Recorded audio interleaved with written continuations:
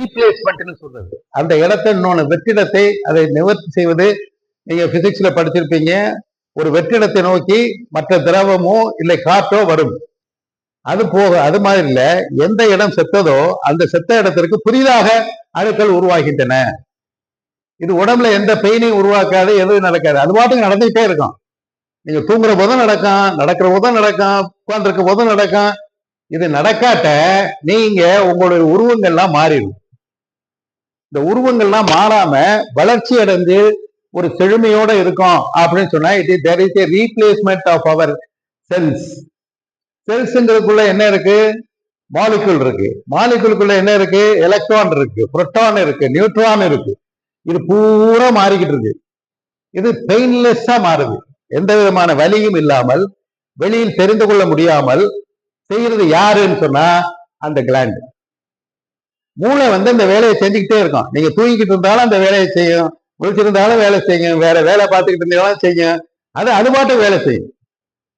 அது பாட்டுக்கு வேலை செய்யறது எழுதுது இருதயம் அது பாட்டுக்கு வேலை செய்யும். கொஞ்ச நாளைக்கு ரெஸ்ட் எடுப்போம்னு நினைச்சுன்னா முடிஞ்சு போச்சு கதை, நம்ம கதை. அது ஓடிக்கிட்டே தான் இருக்கணும். ரத்த ஓட்டம் ஓடிக்கிட்டே இருக்கணும். கிட்னி நம்ம உடம்புல இருக்கக்கூடிய எல்லா விதமான தேவையில்லாத கெமிக்கல்ஸ் புறாத்தையும் சுத்தப்படுத்தி வெளியே தள்ளி விட்டு அது திரும்ப திரும்ப வேலை பார்த்துக்கிட்டே இருக்கணும்.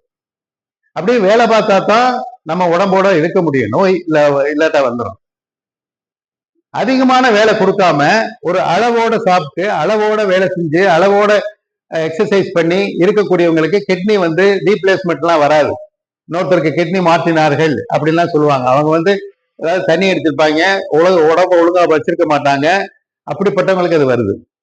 அப்ப என்ன, நம்மளுடைய உடம்புல மூளை 24 hours வேலை பார்க்குது, இருதயம் 24 hours வேலை பார்க்குது, கிட்னி 24 hours வேலை பார்க்குது.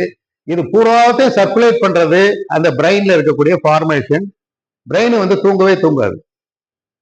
உங்களுக்கு ரெஸ்ட் கொடுக்கணும்னா கனவுல கொண்டு போய் விட்டுரும். அது ஒரு சீன் மாதிரி அதை காட்டிக்கிட்டே இருக்கும். சீனே இல்லை.